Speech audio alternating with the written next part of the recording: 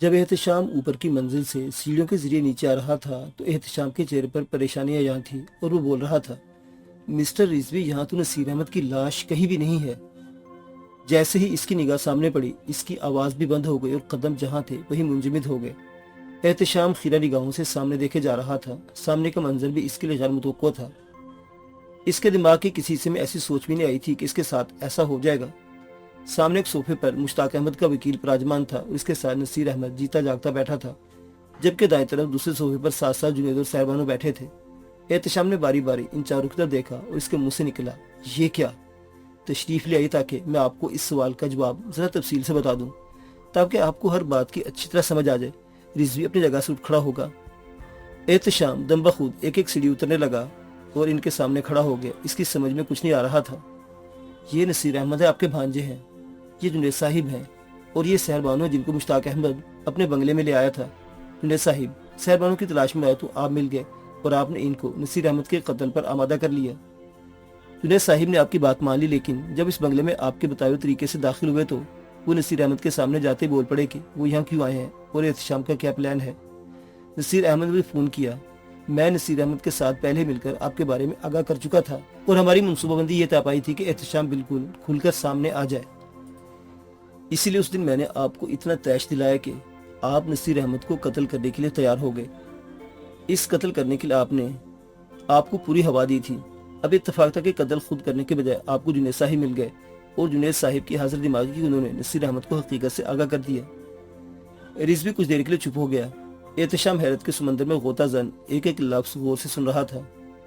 मैंने फोन पर नसीर अहमद को कुछ हदायत की और जुनैद साहिब ने नसीर अहमद को हकीकत से आगाह कर दिया, लेकिन इसको कत्ल नहीं किया। छुरी ली, उस पर केचप लगाकर कपड़े में लपेट कर ले गया ताकि तुम यकीन में आ जाए। यहाँ जुनैद ने अच्छी अक्लमंदी का मुजाहरा किया। इसके बाद तुम इसके झांसे में आ गए और जुनैद को सहरबानों के पास छोड़ दिया। मैं यहाँ पहुंच गया, चौकीदार से जैसा कहा इसने वैसा फोन पर तुझे बोल दिया। तुम्हें मजीद यकीन आ गया और तुम मेरे पास आ गए। तो ये खेल खेला जाता रहा था। एहतशाम की हैरत के पर्दे चाक करती आवाज निकली। जुनैद और सहरबानो यहाँ आ गए। दोनों ने इस बंगले के कागजात नसीर अहमद को वापस कर दी और अब तुम यहाँ खड़े हकीकत जान रहे हो। वहां खामोशी छा गई। सभी एहतशाम की तरफ देख रहे थे और एहतशाम किसी सोच में मुस्तगरिक था।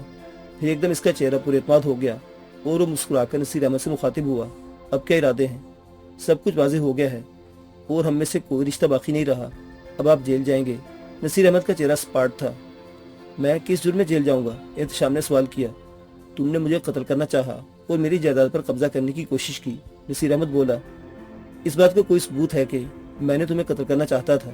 मैंने जायदाद तुम्हारी हथियाने की कोई कोशिश की। एहतशाम टहलते हुए बात भी कर रहा था और इनकी जानिब देखकर मुस्कुरा भी रहा था। सबूत? नसीर अहमद ने रिजवी की तरफ देखा। हाँ, निकालो कोई सबूत। तुम लोगों के पास कोई सबूत नहीं कि बल्कि तुम लोग तो मुझे हरासा करने की कोशिश किया ताकि मेरे जो वाजिबात बनते हैं इनकी अदायगी से तुम बच सको। इसके अलावा भी कुछ और मामलात हैं जिनको बुनियाद बनाकर मैं तुम पर नसीर अहमद तुम पर मुकदमा कर दूंगा। मैं गवाही दूंगा कि तुम मुझे नसीर अहमद का कत्ल करने के लिए मजबूर करने की कोशिश की थी। जुनैद बोला। ये सब बातें हवा पर लिखे हुए अल्फाज हैं जिनकी कोई हकीकत नहीं, लेकिन जो कुछ अदालत में कहूंगा वो हकीकत पर मबनी होगा। एहतशाम ने एक कहका लगाया। तुमने तो उलझन खड़ी कर दी। रिजवी अपनी थोड़ी खुजाने लगा। एहतशाम ने एक बार फिर कहका लगाया। तुम वकील हो लेकिन दिमाग मेरे पास है। दिमाग को इस्तेमाल करना मैं अच्छी तरह से जानता हूँ। अब पुलिस को तुम बुलाओगे या हम बुलाएं? रिजवी ने इसकी तरफ देखकर पूछा। ये हक मेरा है, एहतशाम ने कहा। मैं ऐसा खिलाड़ी जो शतरंज का हर मुहर्रा खेलता भी है और पता भी लगने देता कि क्या चाल चलती है। तुम कुछ भी करने से पहले ये पढ़ लो कि उस तहरीर की कापी है जो मैंने पहले ही करवाकर जेब में डाल ली थी। असल कापी पर तुम अपने दस्तखत कर चुके हो। रिजवी ने एक कागज जेब से निकालकर इसकी तरफ बढ़ा दिया। एहतशाम ने एक नजर कागज की तरफ देखा और बादल ने खास्ता कागज पकड़कर इसकी तह खोली और पढ़ने लगा। जैसे जैसे वो कागज पढ़ता गया, इसके माथे पर हैरत की शिकनें उभरने लगी। इस तहरीर में अपने ही वो से जराइम के एतराफ एहतशाम ने किया था। रिजवी अपने घर पर इससे दस्तखत भी करवा लिए थे और वो तहरीर पढ़ने भी नहीं दी थी। एहतशाम की बर्दाश्त जवाब दे गई और इसने कागज एक तरफ उछालकर रिवाल्वर निकाल लिया और नसीर अहमद पर तान कर अब इसे ट्रैगर नहीं दबाया था कि जुनैद ने एक ही जश्न में एहतशाम को नीचे गिराकर इसे काबू में कर लिया।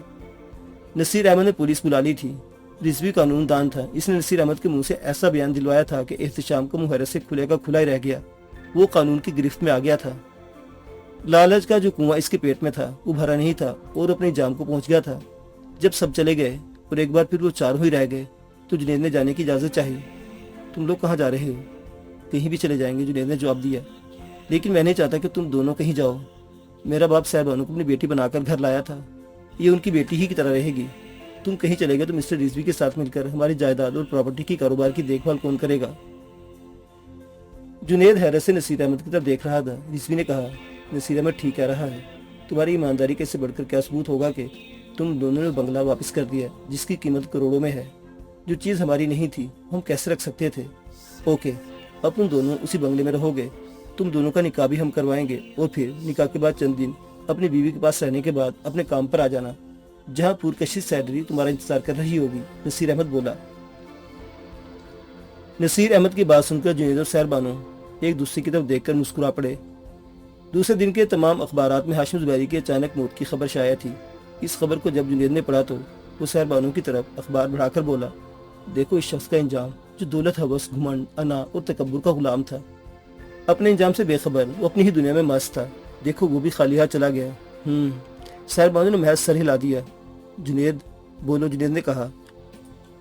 हम उन हीरो और गैर मुल्की करेंसी का क्या करेंगे? सैर बानो ने पूछा। एक फैसला मैंने किया, अब ये फैसला तुम करो। जुनैद ने इस पर छोड़ दिया। मेरा फैसला मंजूर होगा? हाँ, क्यों नहीं।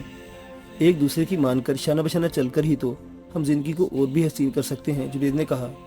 सैर बानो बोली, हम वो हीरो और करेंसी किसी ऐसे इदारे को दे देंगे जो इंसानियत के लिए दिन रात काम करता है। हम जो भी कमाएंगे अपनी मेहनत से कमाएंगे, हमें सालों लग जाए, लेकिन हम हाशिम ज़ुबैरी जैसे शख्स की कोई चीज़ नहीं रखेंगे जो जाने किसका खून चूस कर इसने हासिल की हो। मुझे तुम्हारा ये फैसला अच्छा लगा, बल्कि ये मेरे दिल की बात है जो तुमने कही है, जुनैद खुश होकर बोला और सहर बानो मुस्कुरा दी। मुअज़्ज़िज़ सामीन हज़रात, आपको ये कहानी कैसी लगी? अपनी आरा का इज़हार कमेंट बॉक्स में कीजिएगा। कहानी सुनने का बहुत बहुत शुक्रिया।